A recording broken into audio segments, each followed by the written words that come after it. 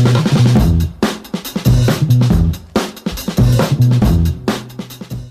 my name is Laura, and today we're going to be talking about brushes. Specifically, what are my favorite brushes, and what are the brushes that I never go anywhere without.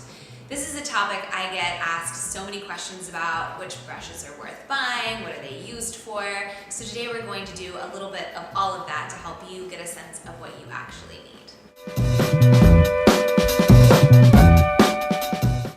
So a little bit about brushes in general. Brushes can be divided up into two categories: synthetic and natural bristle brushes. So some brushes do incorporate both synthetic and natural bristle. You just have to be careful about what you're using with each kind of brush. For example, liquid does not blend very well with a natural bristle brush because natural bristles have more pores and therefore absorb color. So you really want to keep liquids for synthetic brushes, and we'll talk about those as we go. Alright, so the first brush we're going to talk about is a foundation brush. Now, I was formerly trained with Laura Mercier, and Laura Mercier does not use a foundation brush, but other makeup companies do.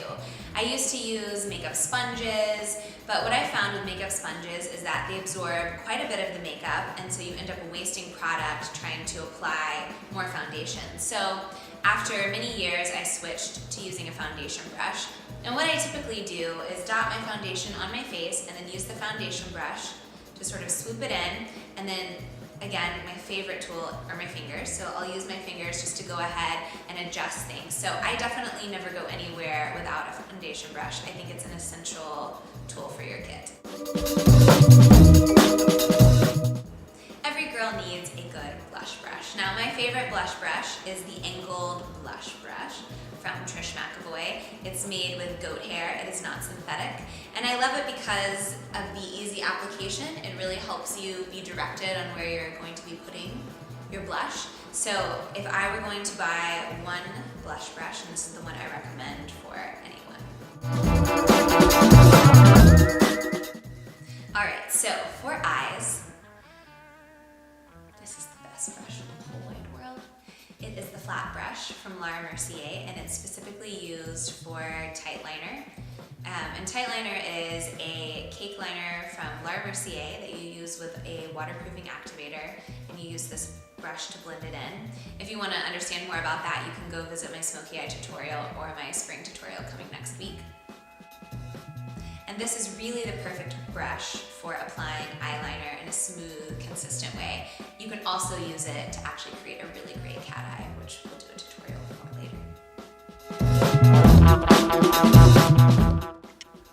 Alright, so every girl needs an eyeshadow brush. This eyeshadow brush is made of natural hair, so you don't want to use it with creams or any kind of liquid eyeshadow. There is a complementary eyeshadow brush that is made specifically for cream shadows, and it has synthetic hair. So if you really like to use a eyeshadow brush to put on liquid eyeshadow, I prefer to use my ring finger. But if you like a brush, then you can go ahead and get the eyeshadow brush that works for that. But this is specifically for powder, and you use this to apply shadow all over your lid and up to your crease.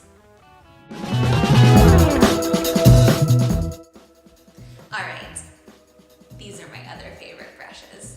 This is the Ponytail brush, and this is the Crease brush. Now, these are sort of like cousins. They do very similar things, but in a little bit of a different way. If you know, having cousins, they look kind of like your mom, but not exactly like your mom. Same concept with these brushes. The Ponytail brush has a lot more flexibility, so when you put it inside the crease, it's going to spread color with a little bit more wide range. And the Crease brush is a little bit harder, so it's going to put color on in a more focused way. So a lot of times how I use these different brushes is to go ahead and put the Ponytail brush color on first inside the crease and get that really nice sort of ombre-esque shadow going. And then I'll take this and dip it in my dark shadow and add a little bit of intensity right in the crease just for an extra pop. So that's how these two brushes complement and work together.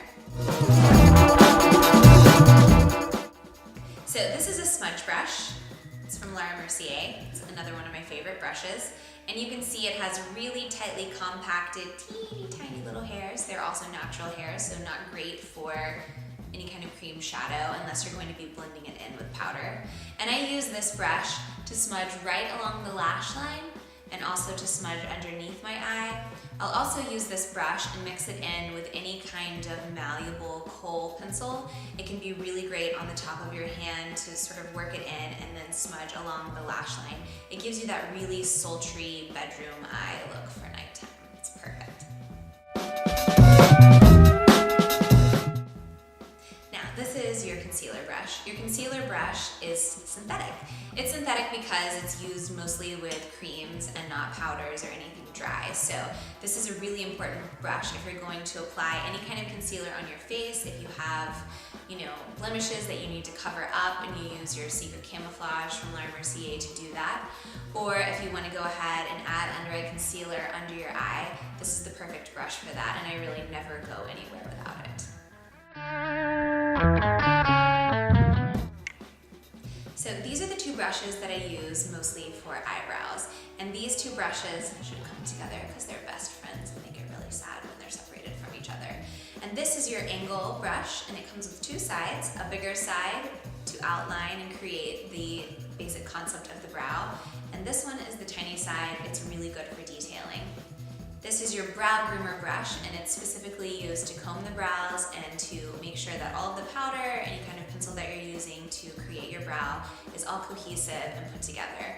So these are the brushes that I use for my eyebrows.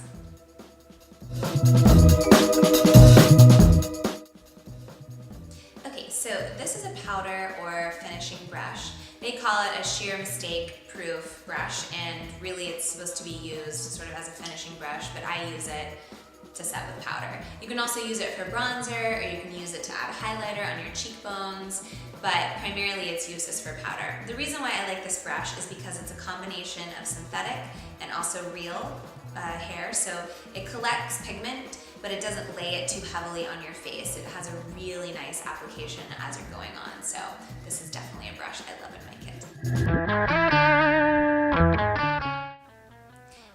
So I love this brush. It's really cute anyway, and everybody always wonders what you're supposed to do with it, but it's really, really light application. So I use this at the very end to make sure that everything looks blended and moves in a cohesive way so that when people are looking at your face, they don't see, bronzer, blush, or any kind of inconsistency in the color. It just really moves well. And also, I like it, so you can add a little bit of contouring in your cheekbones, tap a little bit of bronzer on your forehead. It's great for a transitional bronzer, which is anything that's going from a place where you're super pale and you're kind of moving into the summer, or you're really tan and you're moving into the winter and you kind of want to have adjustments in tone. So that's what I love this brush for.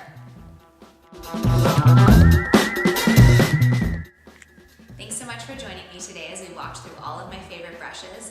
For a full product listing and also for tips on how to clean your brushes, visit my website at www.laurakelly.com.